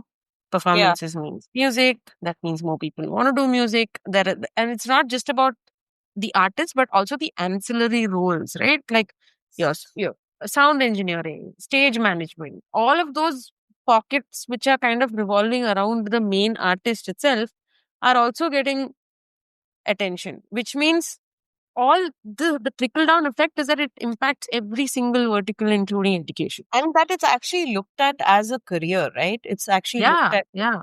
as like sound So, engineering is a career. i- and for me to say that I have a career in the music industry does not only mean I am either a singer or a musician or an instrumentalist, that I am also a sound engineer. I'm Mm. also a stage manager. I'm also an artist manager. I'm on the business side of things. And because I can see that on the legal side as well. Like media and entertainment was very specific and limited to Bombay. Yes. You had a few firms that would do it, or individual lawyers that would do it. In the last 15 years, no, okay, actually, not even 15 years. I think in the last 10 years, maybe 10 years, things have changed. And in the Yeah. last five, there is there's Huge. so much more interest. Yeah. Like I see that from the students itself. Yeah. So Yeah. I can only imagine what that translates to for the music industry at large. Yes. So, and I think, which brings me to that, the whole AI discussion as well, right? Uh, of course, how AI impacts music production itself is a different, that's a very long conversation. We need a Yeah. separate Yeah. episode on it. Yeah. But I think I don't want to be the like the negative person Mm. and say that, oh, it's like destroying artists' lives. Mm. What are the positive aspects to AI being in the music industry? To what extent does it democratize music education? Because we do have apps that are coming about, Yeah. AI based, which Yeah. helps someone rehearse. Say, for Yes. example, say that, oh, you are hitting the notes better now. You are playing Mm. the instrument better now. And all of that is AI, right? Because you don't have a Yeah. teacher. But that does Right. impact educators. It's a Yes. direct I mean, takeaway how from I that. look at any tech, AI or Hmm. not, Hmm. is it's a tool. Uh, it Hmm. can never replace a teacher. Uh, Absolutely.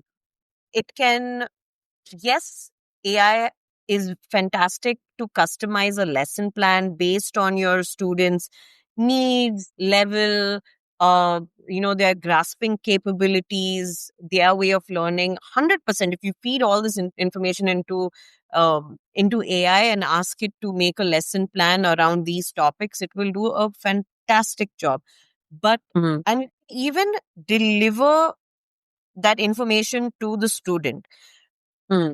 But I think it boils down to what makes art in itself is that it has human Yeah. context to it, right? So even as a teacher, you're sitting there, uh, apart from giving all the the information that you need your student to learn in that particular lesson and teaching that skill or whatever and technique, is you sit there also as the musician talking to your student about your experience and pushing them to try something you didn't do back then. And I feel like that is only possible with a human. with the human. So I feel like, just in general, AI should not be looked at as a threat, um, more as a tool to use. And Hmm. yes, of course, as far as AI music generation is concerned, it's great if people, who are in a hurry to kind of, maybe, sell a, pitching for like an ad or something like that, where they need something just to give as a reference. It's a great tool to be like, okay, we'll sit and do this in the next 2 days, but this is the reference of what we're thinking. Yeah. And then you give, you know, uh, a Yeah. reference back or whatever. I feel like, uh, that is sort of, I would ideally want to see it being used that way. Of course, that's not the reality of it. I mean, today, over the past couple of months, we have seen what it was like to have an AI generated band being promoted and being monetized from. And I think that is just, um, I think That is it's that is not okay at all. I don't support that yeah. at all. My thing with AI generated music is that no one should be able to monetize off of AI generated music. No one. Nobody should be able to monetize off of it at all. Because that's what made that it. I Like feel like fully AI generated, right? fully AI generated. Yeah, exactly. So I'm talking Yeah. about like the AI generated band that was announced a couple of months ago. Like, that band and the company that's behind it should not be able to earn streaming Yeah. money. Royalties. Yeah, no, Yeah, absolutely. because you're taking away from human artists. Yeah. Yes. That's just, I mean, I find that, and I mean, that is the I problem with the yes, DSP that is also encouraging this behavior, right? 100%. 100%. I mean, in fact, somebody brought it, I can't remember where this was. I think it was at some event that I'd gone to where we were talking about AI music and things like that. And they were talking about how it's a, there's this one part of the industry that's a dead industry because the music is generated by AI and the listeners are bots. There are no human listeners. So bots are streaming this music, and that's how the money is there is streaming revenue that's being generated. But there are no human listeners for this music, and that is just like, Oh, wow. yeah, I feel like that's not okay. That's uh, not okay at all. Yeah. which is why I very strongly believe that AI generated music, only AI generated music that is being published, should not be given the space to earn revenue. Monetize. Yeah. Uh, yeah, I know. I it should not completely agree. And, be like, I'm publicized. not, yeah. You want to use it as a reference. You want to, you're trying to be creative by feeding in prompts and generating something cool. Do that for fun, but Yeah. don't take away from the artists who have spent years honing their skill and continue to hone their skill and put music out creatively and actually making something, with their hands and with their Yeah. minds. Don't take away from that. I Don't think take that's away. I mean, yeah, there's no argument there at all. Yeah. I'm in complete agreement. Um, so I mean, but that brings me to your not move, your role with Abbey Road Institute. And it's a very exciting opportunity. And I just wanted to understand uh, what your role is, right. and B, what your plans over there are. Like, is if that's something that you can disclose, if you can talk to us a little about what Abbey Road Institute has in mind for India, Right. and what is the role you're playing in kind of, building that out for them. Right. I and how that fits into your journey as an Mm, artist, as an educator. I think that will be right. good to know. So firstly, the fact that we even have Abbey Road Institute today in India, which by the way is also happens to be the only Abbey Road Institute in Asia, Oh, which took a lot of us by surprise, including our program yeah. director who has brought down the institute to India, was learning this. I think took a lot of us by surprise, but it also speaks volumes of where we are in India with Yeah. regard to music production, education, and sound engineering education. Because we already have these schools; they're up and running, and have also contributed to the industry far and wide. Right. So. Um, of course, having an institute, an institute like Abbey Road here in Bombay is exciting because we are seeing a global curriculum, uh, which, at least for me as an educator, was super fun to just even go through. I think Yeah. the way this diploma program has been crafted is really nice. It's one of the most holistic um, sort of curriculums that I've seen. So, this is an advanced diploma in music production and sound engineering. And Mhm. um, it's just the way they have crafted every term. um, so the diploma program is 3 terms long, and it's a full time program also. So it's means students have to come in 5 days a Yeah. week, all of Wow. that. Yeah, so it is an intensive program in that sense. Mm. What I loved about it was, apart from the fact that they're teaching not only production and sound engineering skills, but they also, there's an entire module in term one that's on like the history of sound recording and production, Mm. starting from like the 50s, 60s, or I think 20s, if I'm not mistaken, something like that. It starts from, talking about the history of that, which for us right now, while we're sort of prepping for our first intake, is very exciting to go through because Yeah. yes, because the curriculum has come from Abbey Road Institute, London. The history that they're talking about, of course, is more of a Western. Western Yeah. music history in the recording space.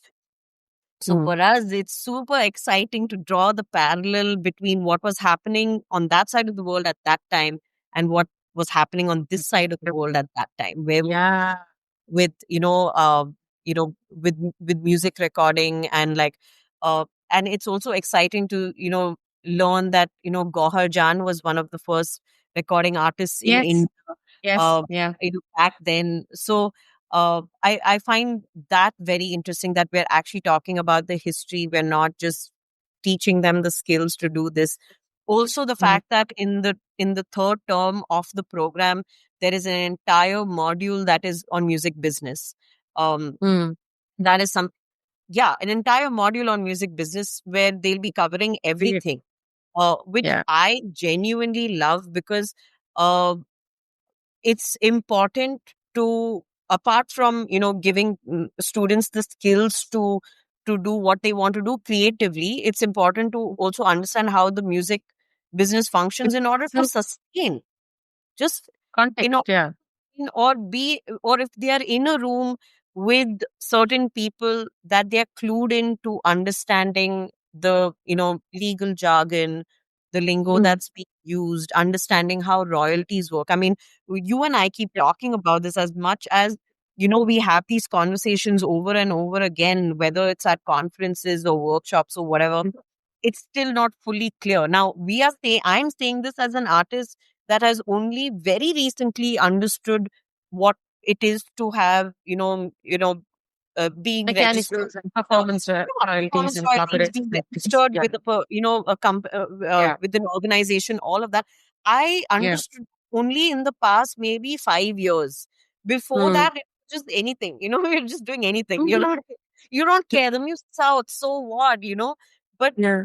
the fact that today at least we are equipping young artists properly so that they Mm. don't get taken for a ride when they are in a room with people that they understand. And for Mm. me, it's when I saw that in the in the curriculum that Curriculum. excited me. It felt that that was a curriculum that I wanted to be a part of. Yeah. and not something where, okay, this is what we're going to focus on, and not, we don't Yeah. care, other play, they can learn all these other things somewhere else. It's like, why can't we just, do it? And that's not to say, everybody has to be a 360 school or whatever. No one can do that, I No. feel. And that's the reason why also, I mean, Abbey Road Institute uh, is also a music production and sound engineering institute. It is not a performance institute Mm. by any means. Um, but yeah, I love the fact that when I saw a curriculum like that, that excited me.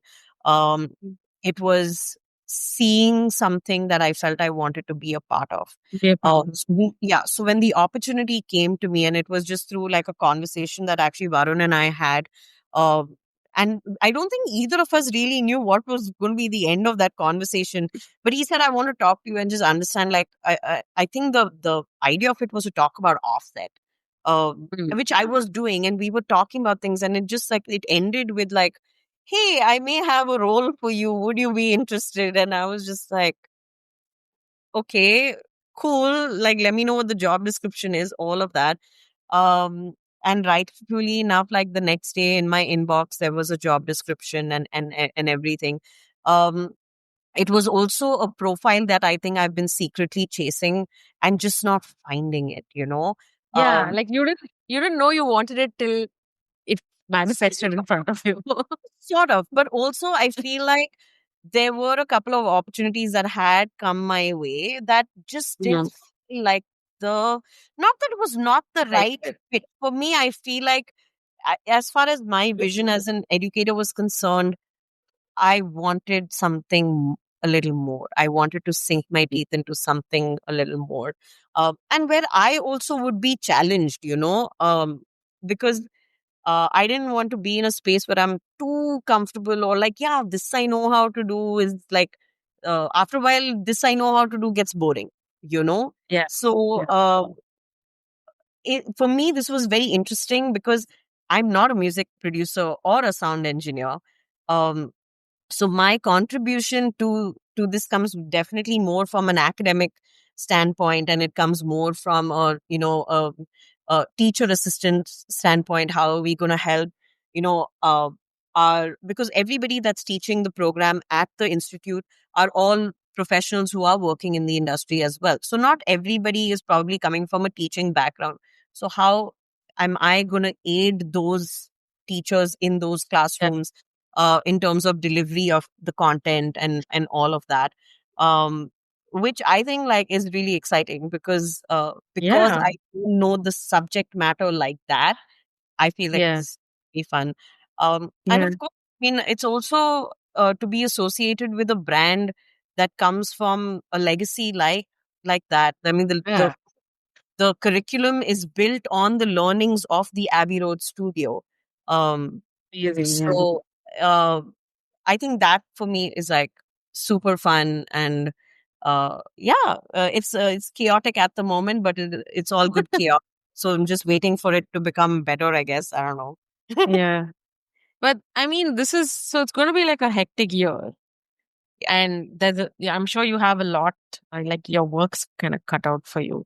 So, what, so in keeping that hectic schedule in mind, what is it, what are your, what does the future look like for Nush the artist?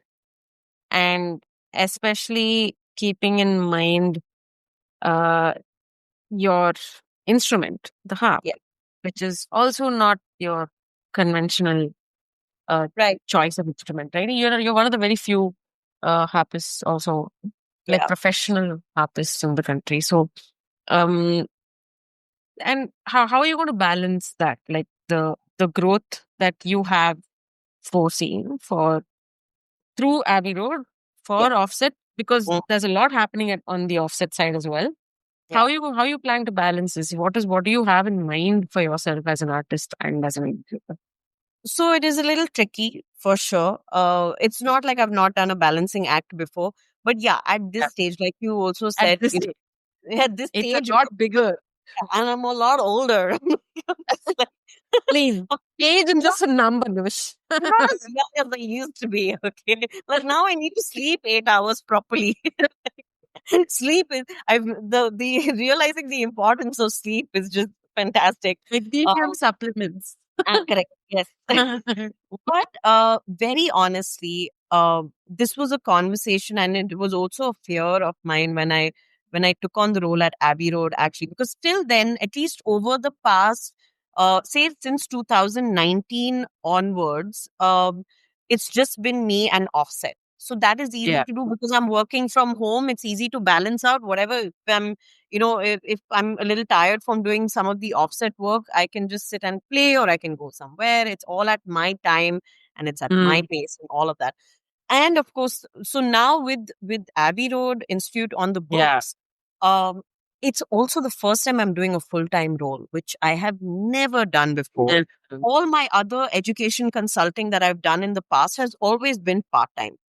So Mm. this was also a very honest conversation that I needed to have with Varun, who's Abbey Road Institute's program director, and just be like, I still am a performing artist. And if anything, last year I had the best like season Yeah. I had in my entire career. So I don't want to Like give three that up. festivals back to back. Yeah. Yeah, I mean, performances, all of that. My thing was I mean, I don't think I would ever want to give up, you know, writing and the performance part of it. So that was something that, like, I told him was a huge concern for me if I took this up like full time. And we did try. I did try and like slip in, like, let's try and make this hybrid and like all of that. But like, I mean, the role, Yeah. demands that I be in place. But this is also where it's so nice to work with a space that understands that. And the first thing he Yeah. told me was, we don't want you to stop anything else that you're doing. So whether it Mm. was with Offset, which I completely respect, because I feel like any other organization would have had a problem with the fact that Offset existed. And if Mm. Offset was completely non-functional and like nothing was happening, maybe I would have done that trade-off and shut Offset and this thing. But with Offset, we came to this point where, uh, of course, on the workshop and learning side of things had sort of calmed down because a lot of my energy went into the educator community, but that was thriving, right? Like today, Yeah. 560 odd like people is a lot to kind of focus on Yeah. and in Yeah. space. Uh, so that was definitely something I didn't want to give up. But I mean, Varun was extremely understanding. He said, we don't want you to stop what you're doing. Mm. It benefits the institute also to have you be a performing artist and be someone that is, Yeah. you know, Exactly. like someone who's in the industry that has some Yeah. standing. Yeah. It worked for us, and so it was sort of this like, you need help with your performances. We'll figure that out. You need space to rehearse. The studio is there. Yeah. So I Yeah. think it was one of those things where I just felt more support than it being a Mm. barrier. Uh, Mm. and yeah, it's going to be a bit of juggling. Like I feel like it already is. Like a lot of my offset work gets done over the weekends, and like I have to like figure that out, do that little like Yeah. dance. Busy Uh, girl. Having said that, I still do some calls like from the studio as well. It's Yeah. not a problem. Yeah. And yeah, I think props to Varun, and the fact that the institute, also the global team, is also very aware of Mm. what I do other than this. So, and they've also been very like chill about it. So it's Mm. great that not only is the institute over here supportive of what I do outside of this role, but even the global team is very supportive of it. And I think, I mean, you've got to be lucky to kind of this thing. So I'm very grateful for like to be in a room Yeah. like that. And yeah, I think it's in that sense good. But it is going to be crazy. Uh, but Yeah. hey, have But been there, done that. that's a fun part. Yeah. That's a fun Yes. part, right? Yeah. And Happy. I Busy. feel like with the kind of people that you're going to be interacting with and it's going to open more doors for you as an artist as well. And I feel that's the exciting part. Like this is going to translate into your music as well. Just, I'm Yeah. excited. I'm That's all. looking forward to it. Just hope for like the best. So that's what I was saying, right? Like everything, I feel like things that happened even like 15, 16 years ago, uh, Mm. has sort of found its way. In fact, I feel like last year was a year of like full circle moments for me. So, which kind of I Really? think led to this. So, very happy to like. I mean, I'm not saying it's been easy by any Yeah. means. I think we're constantly fighting. But yeah, very, very grateful for like the space, the opportunities, all of that. Yeah. Yeah. Okay, great. So I think that brings us to the end of our episode. At least Woo! officially, Oh, we have our conversations offline. Nush. But this has been such a fun conversation and so different from the rest of the episodes where I've had like some kind of overlap across right. episodes, right? But this is very, it's about the music education Yeah. sector and your journey as an artist and how that has evolved and contributed to the community that you've built around Offset and now with Abbey Road Institute as well. And I think we have very exciting times ahead for you. Oh, thank you And so much, by the way, for doing this. It feels so good to like. I love when I get to have these conversations because, like I said, otherwise we're so busy with just doing our work and like just running things. We need to learn to pause and reflect, and just yes, also pat ourselves on the back a little bit. I mean, that's it's true. just been great to work with you this year. I feel like we got to actually work in official Yeah, capacity, I know. apart from I doing know. like the conference circuit together. But working officially together this year was like super fun. So thank you for that. And thank you for taking time out. I know this is a weekend, so time is very precious, but thank you for doing this. I really, really appreciate it. And it was so good having you on the episode. And I hope everyone who's tuned in will enjoy, and I'm sure they will. They'll enjoy the conversation as much as I did because there's so many things, like, so many these little nuggets of information. And you don't know what is helping whom, right? Like, which Yeah. component of the conversation. So yeah, so this is great. Thank you so much, Nush. Thank you to everyone for tuning in and listening. And I will see you and I will catch you for the next episode. Thank you. Bye. Bye.